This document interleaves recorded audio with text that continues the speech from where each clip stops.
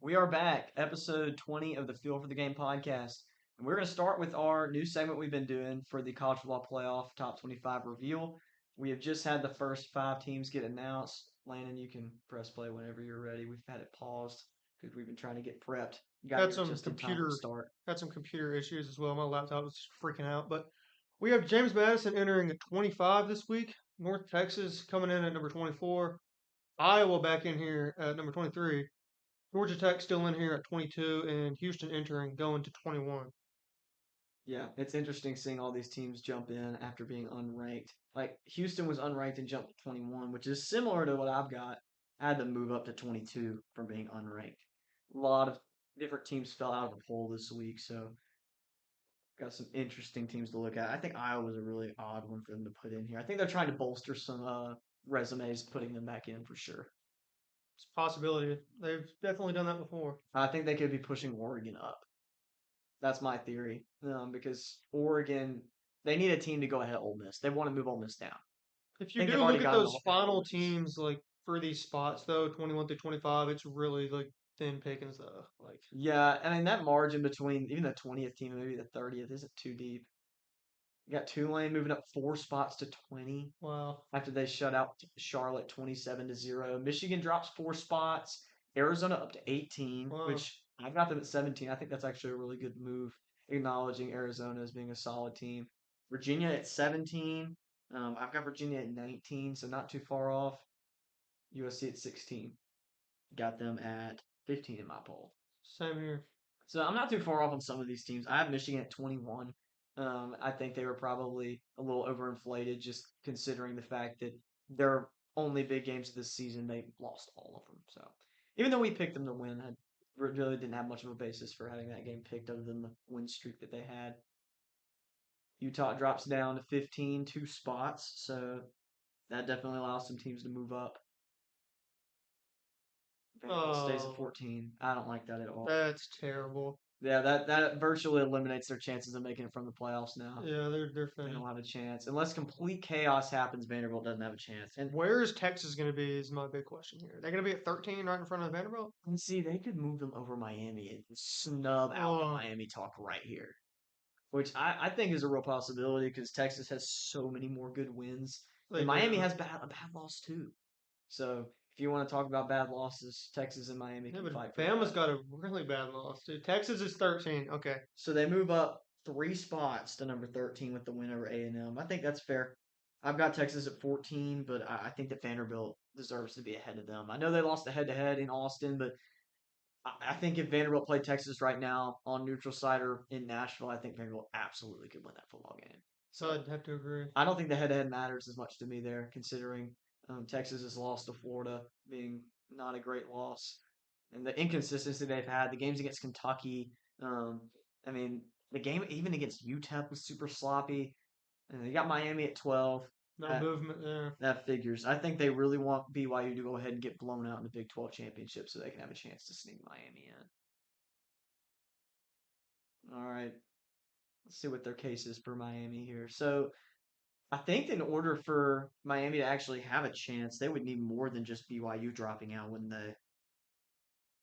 they would need an Alabama blowout in They would the need SEC some championship game. crazy stuff because the cutoff line's going to be 10 Yeah, that's with what it's the looking like. ACC champ and then the group of five. I think that Miami would need Alabama to get throttled in the SEC championship game by Georgia and get knocked out of the playoffs. I don't see happening, or maybe a player gets injured on a team. Um, that would probably be the only way it helps them out. BYU at 11. So BYU is currently sitting in the cut line right now. That's really They're the first interesting. team out at the moment. Yeah. They got to win their conference championship to get in. So that's really interesting to look at. I mean, that's where I've got them. I've got them at 11 as well. I was surprised that the committee moved them down. I figured they would have possibly even Notre Dame at the cut line because if they're not going to put Miami in, I wouldn't be surprised if they took Notre Dame out. And if BYU wins, they'll have to take Notre Dame out because they're going to keep Texas Tech in. Notre Dame Oh, drops to 10, so that's I think it's shaping up for that scenario. yeah. So BYU wins. That boots them out. Boots Notre Dame out. Would be chaos, and I don't think that's going to happen. I don't have any faith that BYU can compete with Texas Tech after seeing the offensive output they had last time they played this season, which was not that long ago. So if you want to think if they played in week one, and Bear Botmeyer was playing his first game, they just kind of laid an egg and then played 11 games and won all of them after that, I would have a completely different feel for that team. But just looking at it right now, I don't think that BYU really has a chance as a result of the line in that game. Bama moves up one spot to number 9. I've got Bama at 9 as well. So I've got currently 11 through 9. I have the same. I would agree on that. I think that's a good place for Bama. The Iron Bowl ended up being really interesting. Yeah, of course, Auburn just found some stupid way to lose it at the end. Yeah, I'm excited No to talk about that surprise game in a there. little bit. There's some really interesting stat breakdowns that we're gonna have to talk about because that game just makes no sense to me. And I saw 17 to nothing like early second quarter. I was like, oh, this is over. Like, I can't believe I picked this. Yeah, it's crazy. I mean, that game profiles a lot like the games that Alabama's been playing in losses. So like the game against Oklahoma, it's actually the opposite. If I want to say this right, Alabama had a huge statistical advantage over Oklahoma in their win if you take out the turnovers. Auburn did that to Alabama, and Bama still won. So it's really interesting. You got Oklahoma staying at 8. I've also got Oklahoma at 8, and Texas A&M dropping 4 spots to number 7.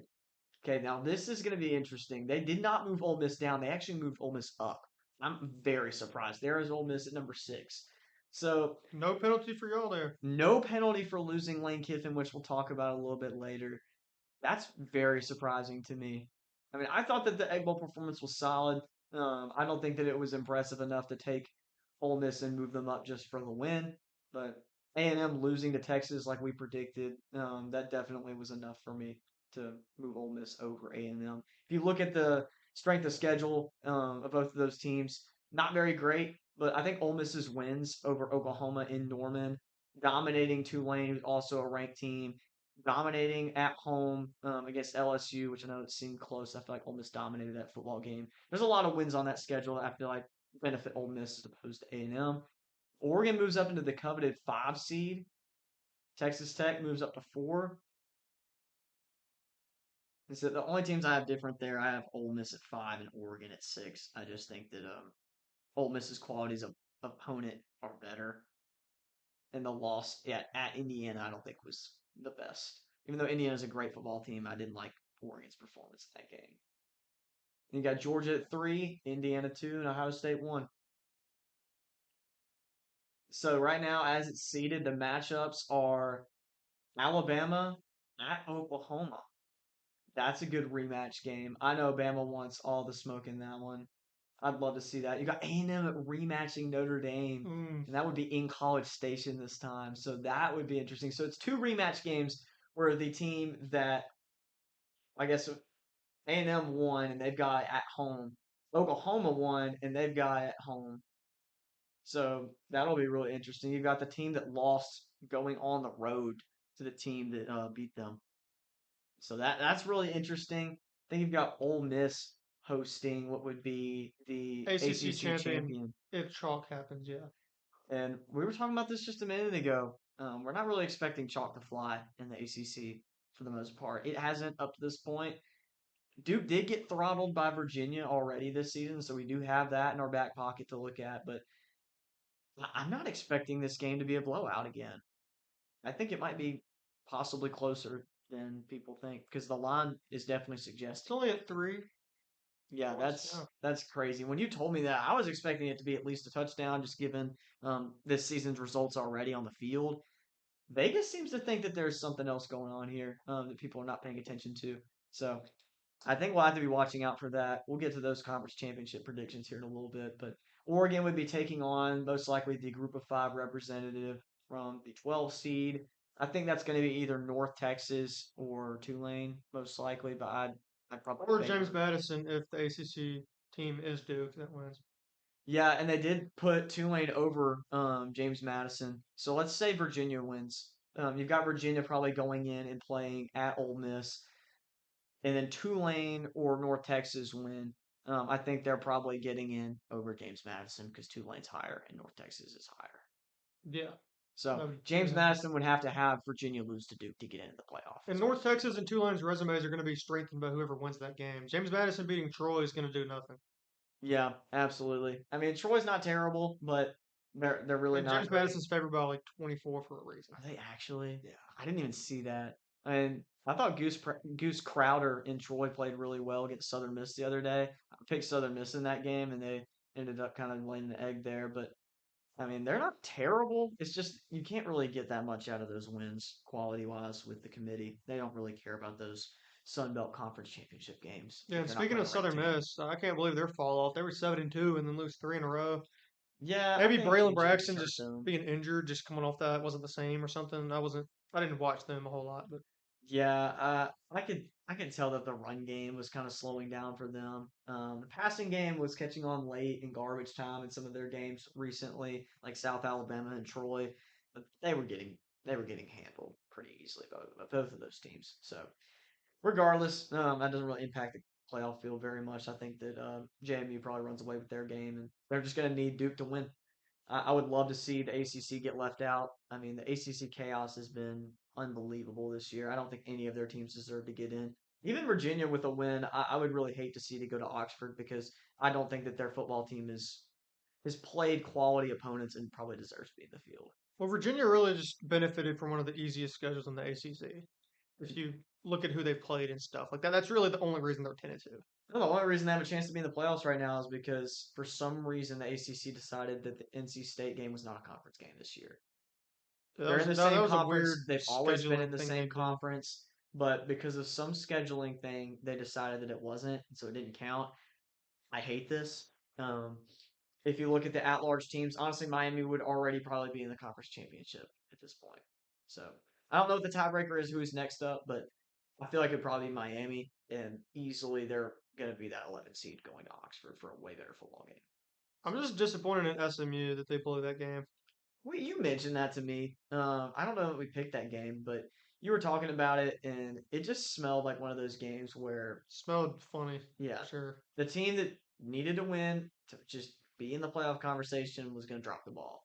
Cal has been playing some better football down the stretch. They played spoiler already, beating Louisville earlier this season. They almost beat Virginia, right? I thought that game was pretty close, wasn't it? I think it was. That game was Yeah, interesting. I know they lost to Virginia Tech, they lost to so I might Stanford be getting also. confused. So Cal's They been got super they up and got down. blown out by Stanford like 21. Yeah, it's crazy. They have one of my favorite players, De Jesus. He's an absolute stud. He's like 5'7" and like 170 pounds, but he's got like over 90 receptions this season. Absolute stud. I think he had like 10 touchdowns. And Sagapalute's been playing great. He's definitely going to be solid. I know that they hired a new coach. Forgot who they were able to grab. Was it Oregon's defensive coordinator? I think they might have grabbed him I today, or didn't see. I there saw was reports coming out that they were trying to hire him. who hired Oregon's offensive coordinator. Kentucky got Will Kentucky. Stein. Yeah, yeah. That was a good hire. I think they need somebody with some legitimate offensive prowess. So it's a good look for Kentucky, finally getting somebody who knows how to call plays on offense other than toss dive. So good stuff there. Yeah, this is saying Cal is set to hire Oregon's D coordinator. Yeah, I think that'll probably go through. I think hopefully they'll hold on to Brian Harson. I think he's going to be a key in that offense as they try to develop Jaron Sagapalute. He's really solid.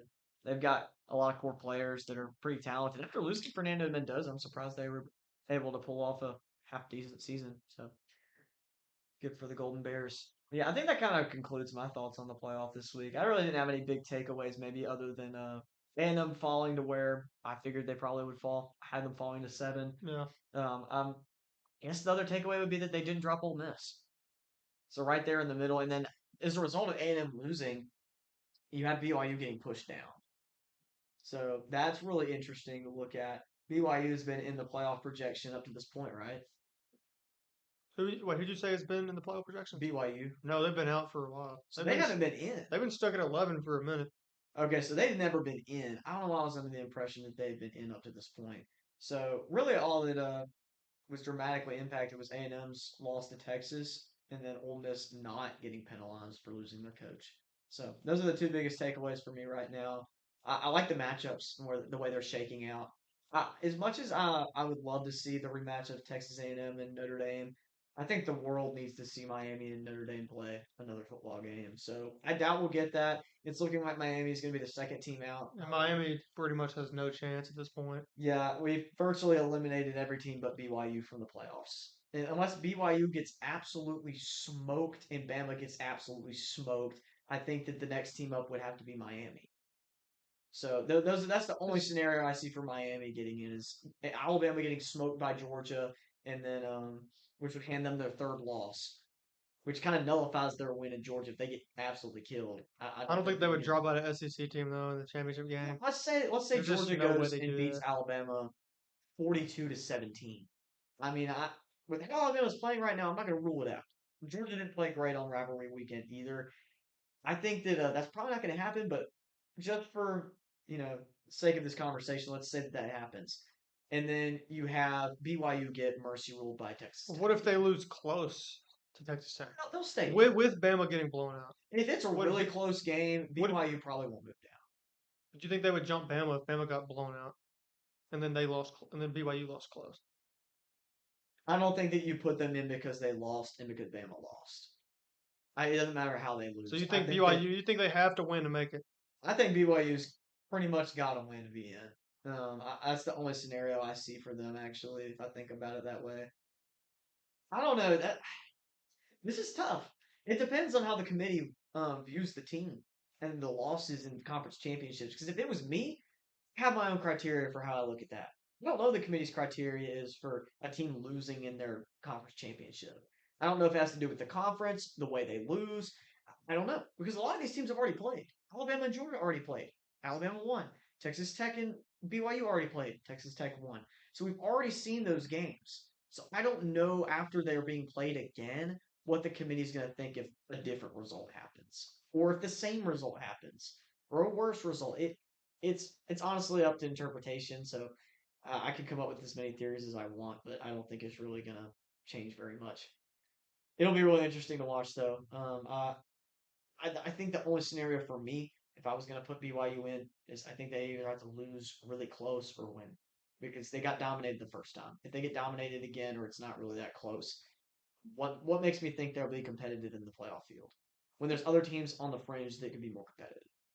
So if somebody has to move in and BYU doesn't at least show an improved performance, I think Miami takes the jump because they don't play. Do you So think Texas Tech stays in the field with a loss? I think that if they lose, you still got to go back and look at how they beat BYU the first time because that game happened and they dominated. If for some reason they were to get dominated, you have to look at it a little bit differently. You kind of split ends. So I think that it doesn't really matter what happens to Texas Tech. I think they're going to be in. It just affects their seeding dramatically. Yeah. If BYU beats them, BYU is probably the 5 or 6 seed, which is a huge jump. Maybe not, but they'll be higher for sure. Texas Tech probably will be somewhere in the realm of the 7th or 8th seed. So conference championship week really could change a lot of these matchups, but I think that chalk's not always going to fly, but a lot of these are pretty obvious. Like the Duke Virginia games, probably one of the obvious ones that just shows us what the result was already this season. And then Texas Tech and BYU already played in another game where the other team got smoked.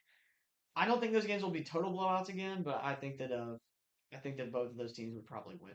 So interesting stuff. We'll probably be having a completely different conversation about seeding next week after they announce it because that's the final ranking, just how they chose to seed it. But I really do feel like that these are the teams that most likely are just going to be in. It's just how they're seeded. BYU has a chance to make it in. It's not high.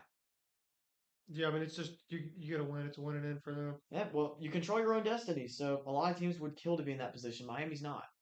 They're just sitting there. They're like South Carolina, Ole Miss were Yeah. last year. That's the worst position to be in. So I know that teams like Ole Miss, they're in the playoffs. They're just thankful that they're not on the fringe right now. I think that's going to do it for our college football playoff segment.